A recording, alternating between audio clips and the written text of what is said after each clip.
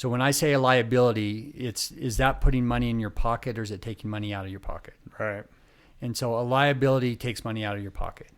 And, so if you're, think of like a new car, for example. A car is only an asset in that it allows you to get to work. Right.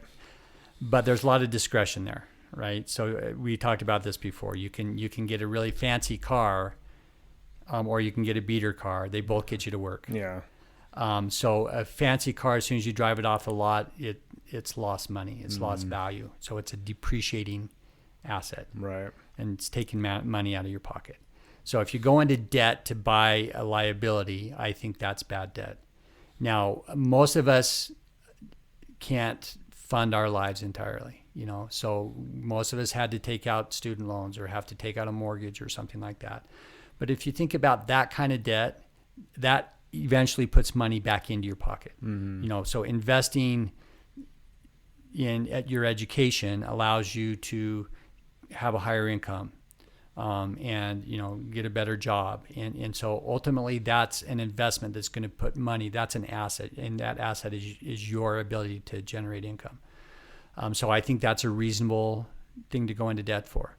Now that being said, if you go into debt, if you choose a educational like major or something like that, where you're paying $100,000 and to get a $40,000 income, it's probably not that smart. Yeah, I tell people that in regards to PA school. I mean, you have PA school is like medical school. It's super hard to get in, so a lot of times you don't have control over where you're going. But if you have the option, don't choose the school that's going to cost $300,000. I mean, there's PA schools that cost $300,000, and you get this brand name school when you get out, and that does not equate to, you're not going to make $300,000 as a brand new PA anywhere. Right. Yeah. And it's not worth that $300,000 versus a school that costs you $100,000. For sure.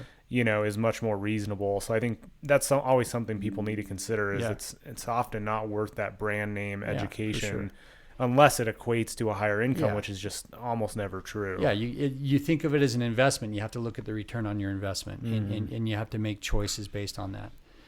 The other one would be a house. I think a house is a growing asset almost always. Yeah. If you stay in it long enough. Yep, exactly. And so I think that it's reasonable to go into debt to buy a growing asset like a house.